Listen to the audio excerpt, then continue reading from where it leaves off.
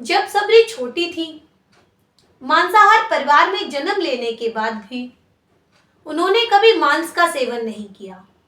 वह जंगल से फल फूल इत्यादि लाकर अपने जीवन का भरण पोषण करती थी। एक दिन उन्होंने देखा कि उनके परिवार में किसी भी कन्या का विवाह होता है, तब जंगल से 500 पशुओं को लाकर उनकी बलि दी जाती है। यह देखकर उन्होंने विचार किया कि मैं भी बड़ी हो रही हूं, मेरा भी विवाह होगा। मेरे विवाह में भी जंगल से 500 पशुओं को लाया जाएगा और उनकी बलि दी जाएगी।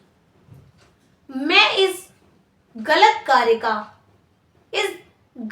कार्य की हकदार क्यों बनूं?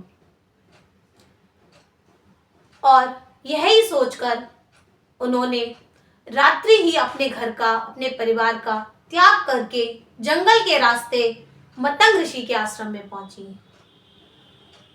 वह छोटी सी कन्या है और मतंग ऋषि के आश्रम में जाकर उन्होंने ऋषिवर से कहा कि हे ऋषिवर, मैं भिल्ली जात की हूं। मैं आपके लिए भोजन तो नहीं बना सकती, परंतु मैं आपके झूठे बर्तन धुलना और आपके आश्रम में झाड़ू लगा सकती हूँ। कृपया करके आप हमें अपने आश्रम में स्थान दें। मतंग ऋषि ने सबरी को अपने आश्रम में स्थान दिया। मतंग ऋषि तो काफी बुजुर्ग हो गए हैं और उन्हें दिख रहा है कि अब उनके शरीर का त्याग होने वाला है।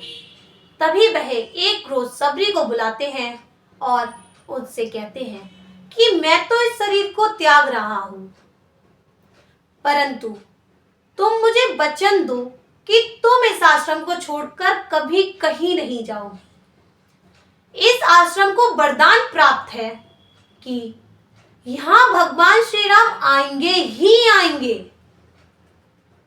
यह सुनकर सबरी मतंग ऋषि को वचन देती है कि मैं इस आश्रम को छोड़कर कभी कहीं नहीं जाऊंगी। आज वो एक कन्या है।